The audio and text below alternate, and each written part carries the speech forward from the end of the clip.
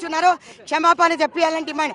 మా మీద అరాచకాలు ఈరోజు ఆడపిల్లల పైన లైంగిక వేధింపులు ఏదైతే చేస్తున్నారో వీటి మీద స్పందించాడు మోదీ. ఈ రోజు రాహుల్ గాంధీ పైన పర్సనల్ అటాక్ ఎందుకు చేస్తారని అడుగుతున్నా. నాలుకెందుకు కొయ్యాలి? ఆయన టెర్రరిస్ట్ అని ఎట్లా అంటారు? ఎట్లా ప్రూవ్ చేస్తాడు మోదీ? క్షమాపణ చెప్పాలి మార్వా గారితో, లేకపోతే వాడిని తిరగనీయం. బీజేపీ నాయకులు అందరూ కూడా బలిసి కొట్టుకుంటున్నారు. మా జోలికి వస్తే మాత్రం తాట తీస్తామని చెప్పి హెచ్చరిస్తున్నాను. ఇప్పటివరకు బీజేపీ నేతలు ఎవరు కూడా దీనిపైన స్పందించడానికి ఇష్టపడట్లేదు. ఎట్లా ఇదో అది స్పందించకపోతే గాజులు వేసుకోమని చెప్పు. మేము ఎవరిని అంటలేము కదా. వాళ్ళు ఎందుకంటారు? మా నాయకుని ఎందుకంటారు? రాహుల్ గాంధీని ఎందుకంటారు? రాహుల్ గాంధీని అనడానికి వాళ్ళకి అధికారం లేదు, వాళ్ళు అనకూడదు. సో అందుకే మేము మళ్ళీ ఒకసారి హెచ్చరిస్తున్నాం. ఇట్లాంటి పనులకు మోదీ క్షమాపణ వాళ్ళతో చెప్పించకపోతే మేము ఊరుకునేదే లేదు అని చెప్పి హెచ్చరిస్తున్నాం.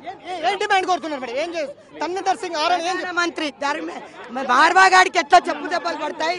మహిళా కాంగ్రెస్ తో 100% చెప్పు దెబ్బలు పడతాయి. మేము ఇడవం. రాహుల్ గాంధీ పైన క్షమాపణ చెప్పాల్సిందే వాళ్ళందరని చెప్పి డిమాండ్. ఈ రోజు